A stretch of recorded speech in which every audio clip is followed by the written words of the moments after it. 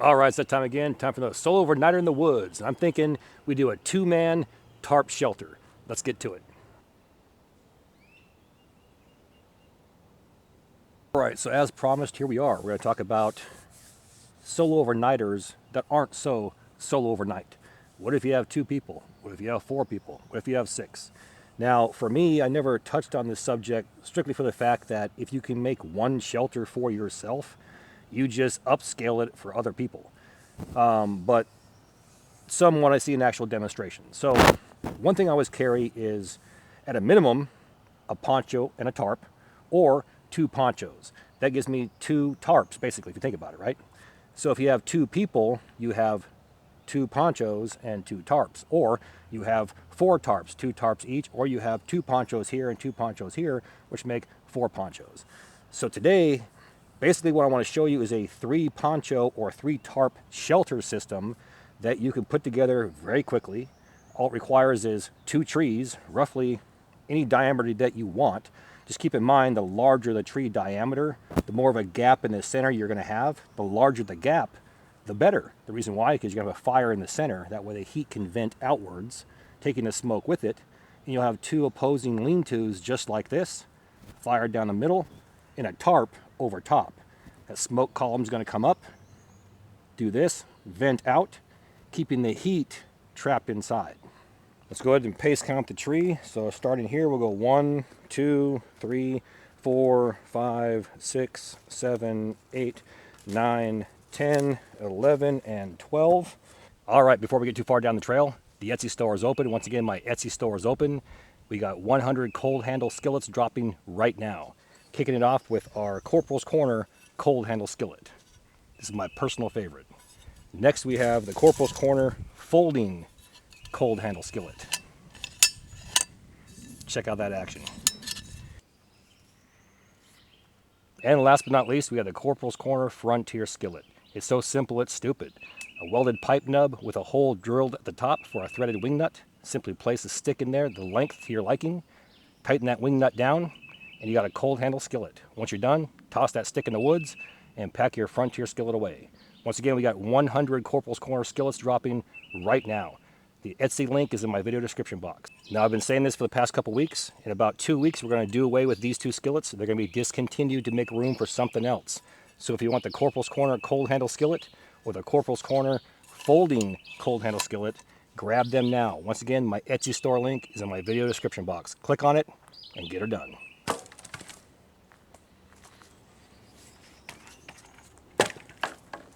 What we're going to do is we're going to go around, up and through, and it creates an overhand knot, like a pretzel knot.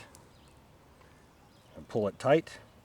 Take our short end and do one more overhand knot. Pull it through.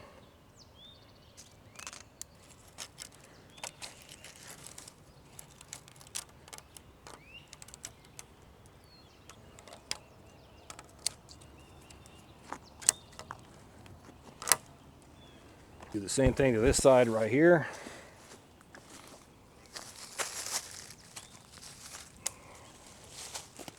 Done deal.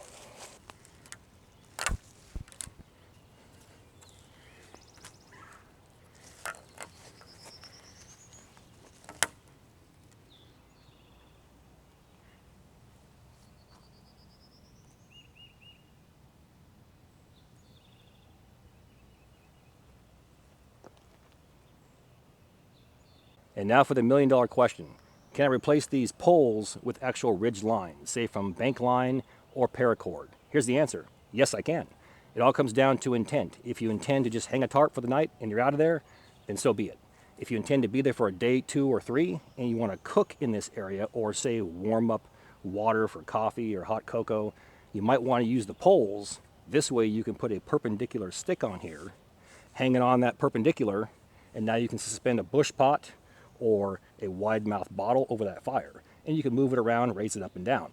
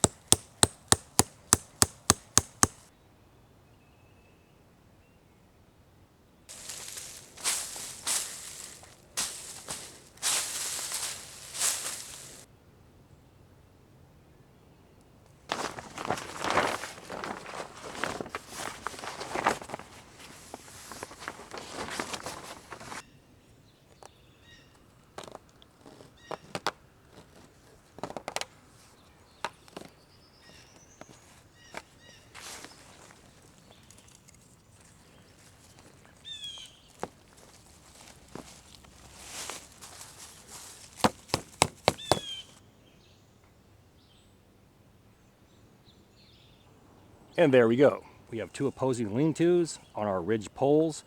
Right where I'm kneeling down at is where my fire is going to go. Now let's go ahead and put a tarp across the top of this. That way, when all the smoke comes up, it will go up and filter out.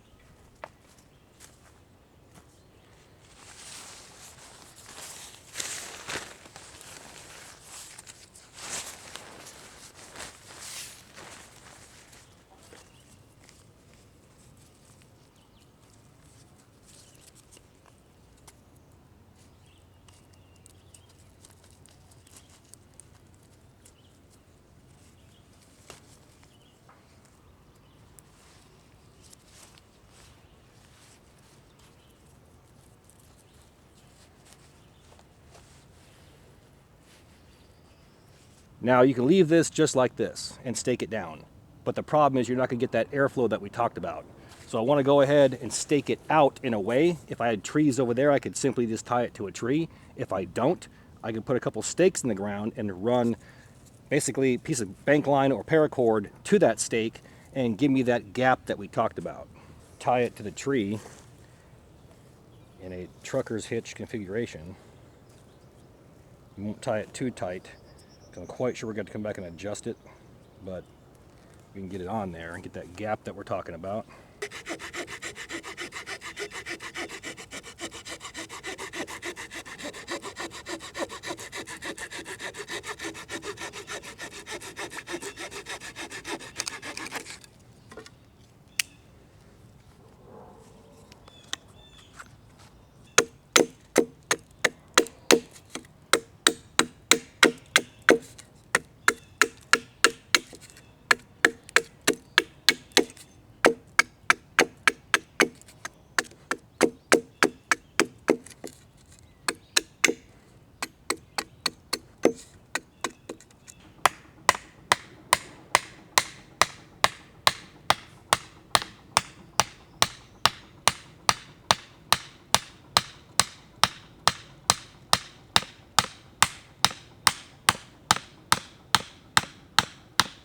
So we're going to go ahead and do a marlin spike hitch. We're going to just twist it over itself, lay the loop down, pull a piece through, and slide it on here.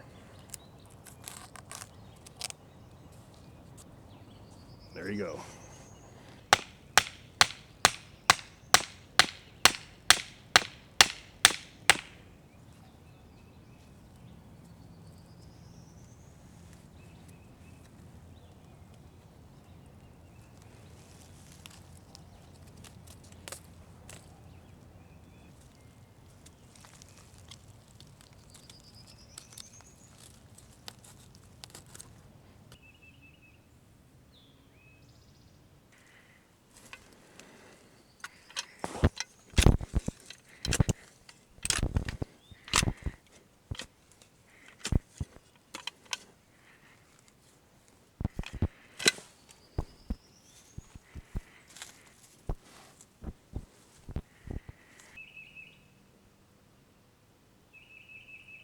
Today we're using a ridge pole. Now we talked about that at some point in the future. You can lay a stick perpendicular across those two poles and hang some type of cooking implement, bush pot, largemouth bottle, etc., over that fire. Now, option B is bank line or paracord. If you have no desire and no intent to hang anything from that, simply wrapping your normal ridgeline around there will work just as well. Now keep in mind, paracord will stretch before it breaks, and paracord, once it reaches its proper tension, it snaps right off. Now I've heard this peddled around that bank line will stretch. It will not. You can actually pull on about 300 pounds and it will snap off in your hand. Versus paracord at 550, you'll hit about 250, 300, and you'll see it elongate a little bit. And a good test is those that do bow drill, go out there and use paracord.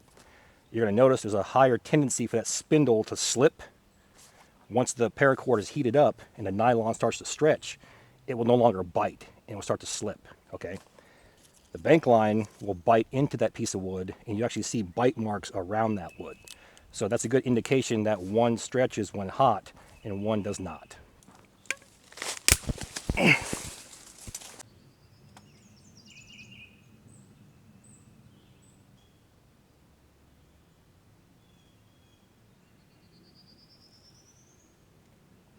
Once again, my most used knot is the arbor knot. I'm going to just go around this thing right here. We're going to cinch it down and then roll the excess up.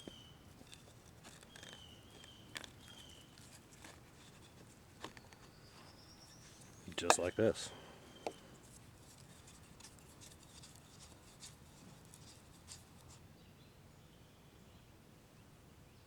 Same thing, we're going to go just around it, up, create a loop, pass it through that loop.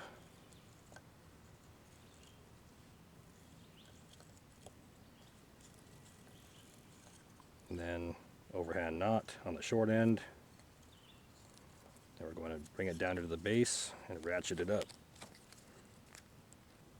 So now taking our Y branch or our hook, we have our arbor knot on this side. I want to put a half hitch on my opposite side. I'm going to go ahead and turn it around, cross over, twist, place it through, and cinch it down. And now I have a half hitch in the front and an arbor knot on the back. Doing the opposite like that allows it to hang vertically. And now for an example of what I was talking about, you can hang both of these on the inside of the tarps or on top if you choose to. Just place them on the inside. And then you put a bush pot down there.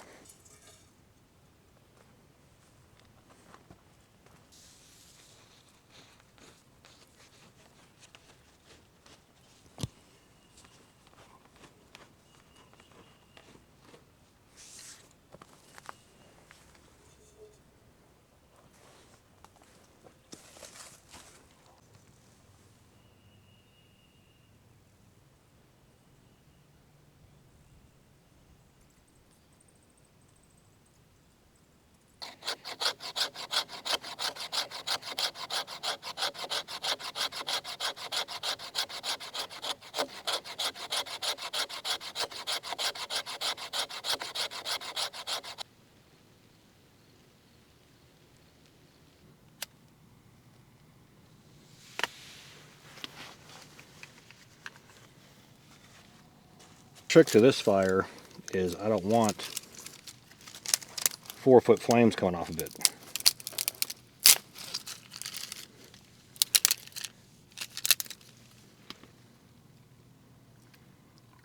So we're going to baby this thing, keep the flames about right here is what I want.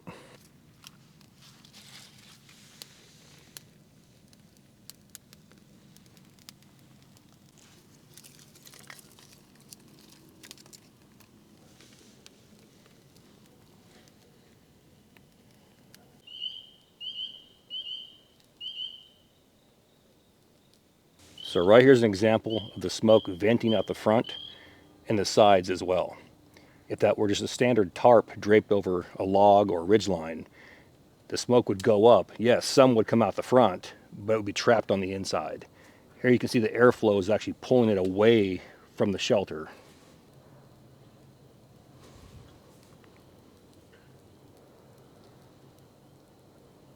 Now what we've done here is we created two windscreens that actually reflect. one over there, one right here. So we're going to beef this small fire up. That heat's going to bounce off those walls. Heat rises as well. It's going to go up. You see the smoke actively venting. It's not on my face at all. It's venting right out. And the heat is all through here. So if you had something like this and you were wet, you had access to dry wood because you staged it in here earlier, you could light this fire, and I'm fully confident you could lay here and dry out. No problem whatsoever.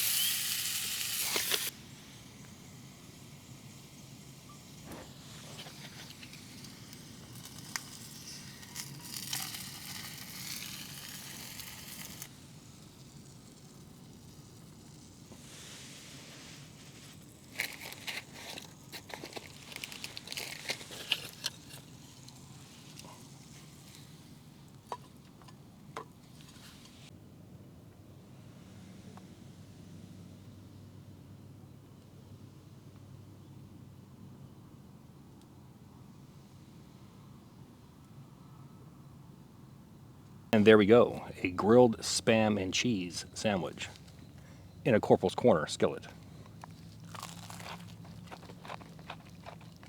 Yeah, that's actually really good. Yeah. Really good. That Velveeta cheese. These are keto buns, by the way. I just wanted to find something that was like thin enough, but not the size of bread, that would fit inside the skillet, and they work out perfectly. Get you all in a few.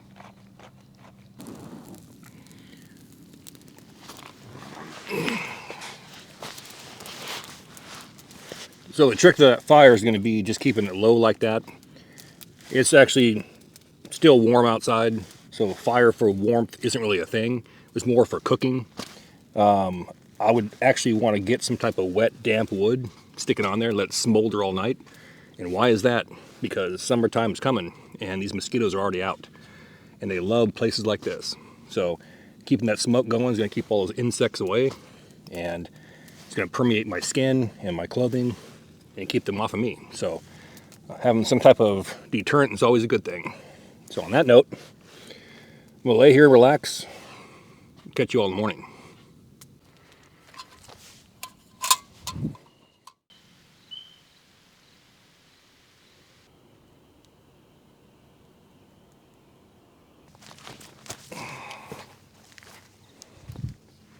Okay, so the point of this shelter is if you have more than one person and you're carrying the proper gear that I teach and preach, minimum one poncho to cover your body, and some type of emergency tarp for emergencies. If two people carry the same gear, you can do this configuration right here and still have a leftover poncho to cover your wood or walk around out there, look for resources, things like that. So it's very doable, it's viable, and it's realistic. We discussed the 2 ridge poles versus 2 ridge lines. Pick your poison. What's your intent? If you don't intend to do something like this, then there's no need for poles, right? You can just wrap around 2 trees. If it's, a nice cloudless night where it's guaranteed there's no rain in the forecast, and you don't want a 3rd tarp, simply make 2 opposing lean-tos, and the smoke can vent out the top. But something with a small fire like this will produce enough heat to warm 2 people in here, no problem. So those that wanted a group shelter, here you go. We'll do these in the future, maybe bigger, more people. But just an idea of what you can do, once again, with minimal gear. And what do we use? An arbor knot to do about 90% of this. So again, one knot to rule them all, an arbor knot. Other than that, On May 16th, we have our Corporals Corner survival class, the Modern Skill Survival with Buckeye Bushcraft, Jake Trent. The link is in my video description box. If you're interested, check it out. Go to uglytent.com, sign up, and I'll see you there. There's a few spots left, but between now and the next couple weeks, and then we're going to shut it down. So, and whoever signed up is signed up. So if you want to get in on that, go to uglytent.com or go to the video description box and click on it, and it's right there. Along with that, we got our 100 skillets that dropped. We already talked about that. Those two, the cold handle and the folding cold handle, are going to be discontinued here in the next couple weeks. I'm trying to give everybody ample opportunity to get them. We've been selling these things now for 6 months, and we sold 2,900. This is the 3,000th week. So I appreciate everyone who's bought one. Rumor has it these things weren't popular and nobody wants them, but we're selling 100 a week because I limit it to 100 a week. Because other than that, it's just too much work for me, man. It's too much. But anyway, we'll talk about increasing production in the upcoming videos. I appreciate everyone that's helping me out with this career change. YouTube no longer pays my bills, so I'm trying to funnel everything into something else. And so far, it's working out, and I appreciate the support. On that note, let's go ahead and get out of here. Oh, one more thing. Starting, I want to say every other week, because in order to get the knives sent to me, it's going to be probably 2 weeks in between. But every other week, I plan on doing a knife of the week video, for like a midweek video, from Tony Powers. The guy is a true craftsman. The knife I showed earlier is the Bobcat from Tony Powers. I'll put his link in the video description box. Click on it. I want to say he's probably got 7 or 8 knife designs that he rotates through, and they're true works of art. Now, I've seen recently people want to try to diss works of art and say, oh, that's a jewel, not a tool. Well, I'll tell you what, if somebody has the skill level to produce a work of art that's 100% usable as a tool, then I'm going to go with that first time every time. You know why? Because just imagine what that guy could do if he actually put his mind to it. You see what I'm saying? Where I'm going with this? And he's selling them for $100, $110, and in my honest opinion, could probably get $300 for them. So he's doing it to make sure that everybody gets the product. He wants to make it competitive. He wants to be out there and get his name out there. He's more concerned with quality than quantity. And he wants to make sure that his name is out there and you can trust his brand name. So once again, it's Tony Powers, and that link is in my video description box, along with the Etsy store for the 100 skillets. Get on it, because they sell fast. Now, on that note, let's get out of here. With that, all the gear in my videos can be found in 2 places. One, my Amazon affiliate page, and 2, my Etsy store. Both links are found inside my video description box. Now, please do me that favor. Hit that like and subscribe button, then ring that notification bell. Once you ring that bell, please select all notifications. And as always, thank you for your comments, views, and support. Thanks for watching. Get out in the field, have some fun. I'm going to catch you next time.